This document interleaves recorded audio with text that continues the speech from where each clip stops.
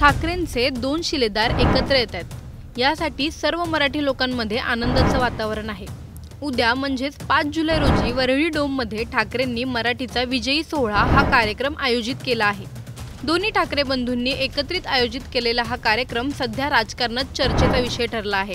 ह्या कार्यक्रमातून उद्या ठाकरे बंधू पुन्हा युती करून राजकीयरित्या एकत्रित येण्याची शक्यता आणि चर्चा लोकांमध्ये आहे।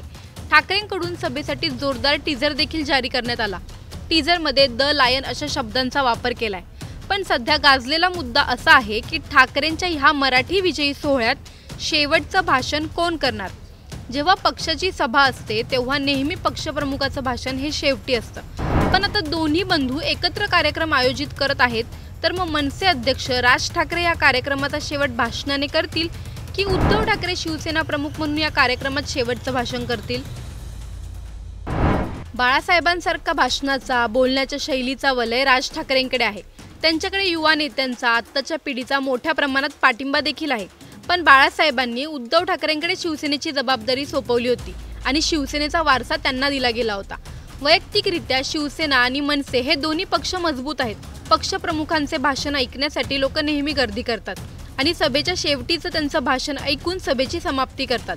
पण मराठीसाठी एकत्र आलेले हे ठाकरे बंधू मनाने सुद्धा एकत्र आलेत का, हा निर्णय ह्या गोष्टीवरून ठरेल। उद्या कार्यक्रमात शेवटी भाषण कोण करेल ह्यावर आता नेत्यांच्या सुद्धा प्रतिक्रिया आल्या आहेत।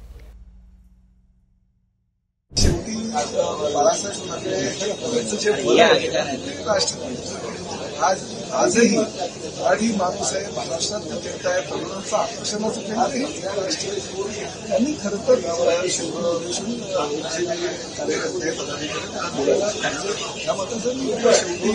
त्यांचा तो निर्णय त्यांनी घ्यावा। ठाकरे बंधू मराठीसाठी किंवा हिंदी सक्ती विरोधात ज्याप्रमाणे एकत्र आले त्याप्रमाणे येणाऱ्या महापालिका निवडणुकांसाठी सुद्धा ते एकत्र येणार का, की ठाकरे बंधू महापालिकेची निवडणूक स्वबळावर लढणार। शिंदे आणि राज ठाकरेंच्या युतीच्या ज्या चर्चांना मध्यंतरी उधाण आले होते त्या चर्चांना आता ठाकरे बंधूंची ही युती फुलस्टॉप लावेल, की मराठीच्या मुद्द्यांवरून एकत्र आलेले हे ठाकरे बंधू फक्त मराठीपुरतेच एकत्र राहतील। ठाकरेंकडून सभेसाठी जोरदार टीजर देखील जारी करण्यात आला होता। टीजरमध्ये द लायन अशा शब्दांचा वापर केलाय। त्याच टीजरमध्ये सिंहाला एकटा पाहून रानकुत्र्यांनी डाव साधायचा ठरवलं। आता ह्या टीजरमधील एकटा सिंह कोण? सभेच्या शेवटी कुणाचं भाषण ऐकायला तुम्हाला आवडेल? आम्हाला कमेंटमध्ये नक्की कळवा आणि व्हिडिओ आवडल्यास लाईक आणि शेअर करायला विसरू नका।